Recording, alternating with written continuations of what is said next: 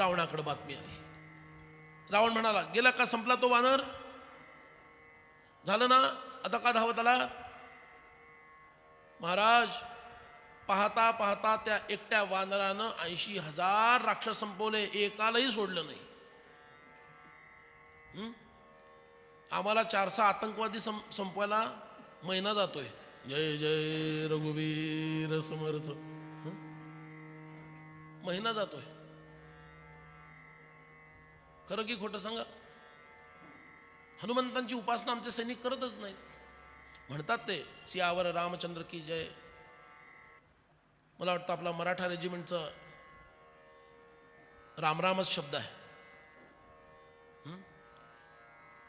प्रत्येकाचं कोणी काली माता की जय. अरे नुसतं जय म्हणून होत नाही, ते तर म्हणायचंच आहे.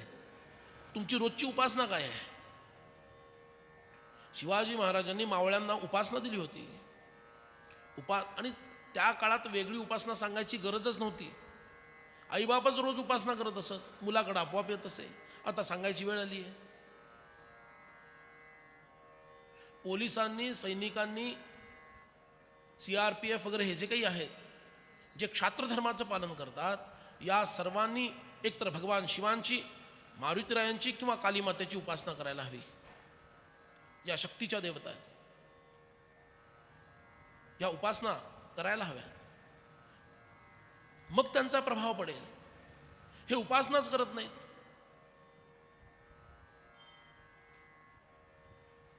रावणाकडे बातमी पोहोचली. रावण क्रोधायमान झाला. हे वानर 80,000 राक्षस मारत.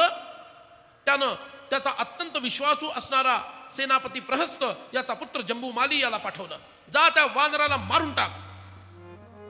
तोपर्यंत मारुतीरायांनी काय केलं? दमलो बाबा, 80,000 राक्षस एकट्याने मारायचे. I have to take some rest. मग ते कसले मारुती? नवीन कुमक जोपर्यंत येत नाही तोपर्यंत अजून काहीतरी उद्योग केला पाहिजे. बघा, कार्यकर्त्याचं लक्षण, तो रात्री एकदाच झोपतो 5 तास, शक्ती असेल तर 4 तास, बरं नसेल तर 6 तास. जय जय रघुवीर. आम्ही बरे असताना 7 किंवा तिथून पुढं आमचा वेळ, 7 किंवा तिथून पुढं आमच्या विश्रांतीचा वेळ. जर साधक असेल त्याला 5 तासापेक्षा अधिक झोप आवश्यक नाही. जर साधक असेल तर अंग मेहनतीचंच काम आहे, अवजड काम असेल, 6 ते 7 तास झोप खूप झाली. लहान मुलांसाठी 8 तास झोप झाली. अरे 8 तास म्हणजे 1/3 वेळ गेला ना दिवसातला झोपण्यात. 1/3 part of your day and of your life. बरोबर ना? 1/3 वेळ तुम्ही झोपण्यातच घालवला.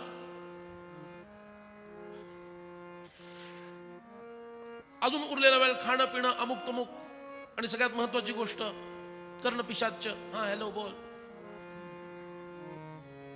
याच्यातच चाललंय. ऑफिसमध्ये गेलं की घरचे फोन, कशी आहे, काय चाललंय, काय बनवलंय, कुठपर्यंत आलंय.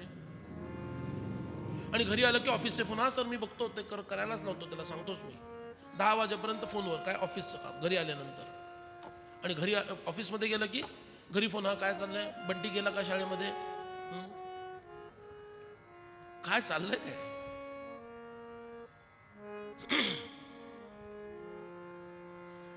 जंबूमालीला रावण पाठवतो. हनुमंतरायांनी तेवढ्या वेळामध्ये नवीन सैनिकांची कुमक येत नाही तोपर्यंत रावणाच्या कुलदेवतेचं चैत्य प्रासाद विध्वंस करून टाकला. त्याचे जे रक्षक होते, गार्ड, इतका प्रचंड आवाज केला की ते बधीर झाले. कान फुटून कानातून रक्त गळायला लागलं. त्या राक्षसांच्या बधीर झाले. इतका महानाद हनुमान करतात आणि पुन्हा जय जयकार रामरायांचा करतात. मी रामाचा दास आहे असं सांगण्यात त्यांना भूषण वाटतं. आता विषय आलाच आहे म्हणून आता युद्धाचा प्रसंग आहे, तोच पुढे न्यायला पाहिजे. पण मध्ये मध्ये भक्ती डोकावत असल्यामुळं टाळता येत नाही. त्यात प्रत्येक माणूस कुणाचा ना कुणाचा दास असतो, कुणाचा ना कुणाचा. अगदी तुमचा तो लाडका ट्रम्प, ज्याला कसं वागावं, कसं बोलावं, काय लिहावं, काय सांगावं काही कळत नाही, ओ किठो, आणि झालाय president of United states of America. बरोबर ना? असंच आहे. आता तो सगळ्यात शक्तिशाली मनुष्य असं तात्पुरतं मानूया, नाही आहे तो ढंपर आहे, असू दे मानूया. तो जरी असला लोकांच्या दृष्टीनं शक्तिशाली, तरी सुद्धा तो स्वतःच्या वासनांचा दास आहे. हे सगळे राक्षस वगैरे, रावण, कुंभकर्ण, त्याच्या आधीचे झालेले हिरण्यकशिपू वगैरे वगैरे, हे किती बलाढ्य आणि किती सामर्थ्यशाली असले तरी ते त्यांच्या वासनांचे दास होते, एवढं लक्षात ठेवायला हवं. तुमचं आमचं तर बोलायचा विषयच नाही, नाही का? आपण तर अनेकांचे दास असतो आणि बऱ्याच वेळेला तर सदाचे दास असतो. सदाचेच म्हणजे आयुष्य जन्मल्यापासून मरेपर्यंत. मग दास्य करण्याची आमची प्रवृत्तीच जर असेल, it is habitual to us, मराठीत बोलतोय, it is quite habitual to us to serve somebody. जर हे सत्य असेल तर रामाचाच का दास न व्हावा? दास व्हायचंच असेल तर प्रपंचाचा दास. समर्थांचा खूप मस्त शब्द आहे त्याला, कुटुंब काबाडी. काबाड कष्ट करतो कुणासाठी? देशाच्या उत्कर्षासाठी, समाजाच्या उत्थानासाठी, धर्माच्या मोडलेल्या घडीला पुन्हा ठीक करण्यासाठी, म्हणून काबाड कष्ट करतो. त्यातलं काही नाही. मग प्रपंचासाठी काबाड कष्ट करणारा, त्याला समर्थ म्हणतात कुटुंब काबाडी.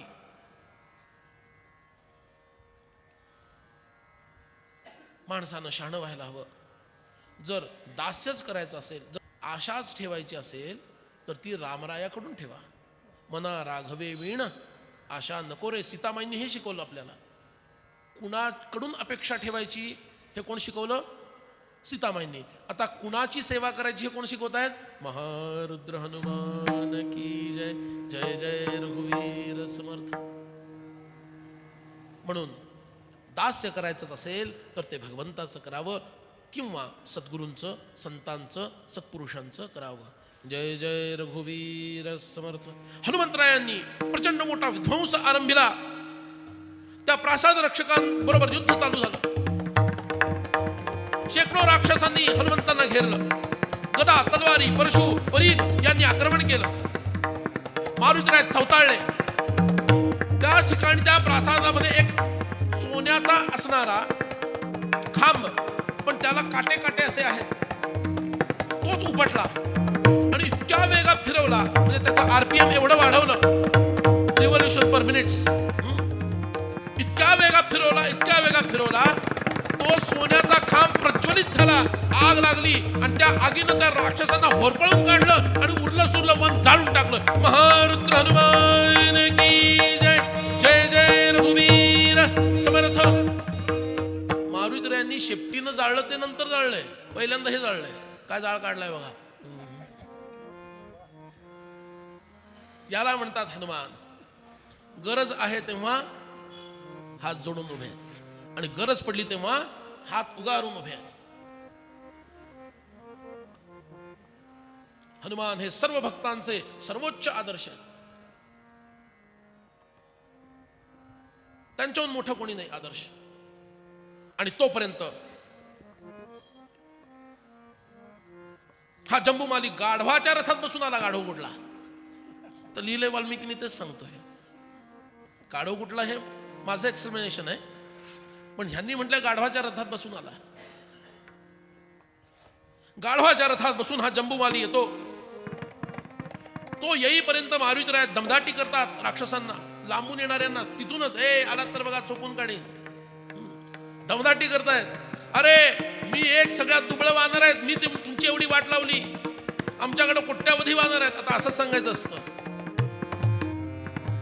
आमच्यातील काही भंपक राजकारणी शत्रूशी सत्य बोलायला शिकवतात आणि स्वतःच्या लोकांची खोटं बोलायला लावतात. जय जय रघुवीर.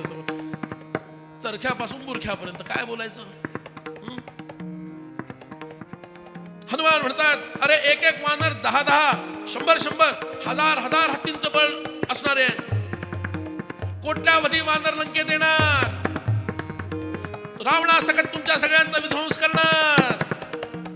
अरे या वानरांना रथ लागत नाही, यांना कुठलं शस्त्र लागत नाही, कुठलं अस्त्र लागत नाही, यांचं ओरडणंच पुरेसं आहे.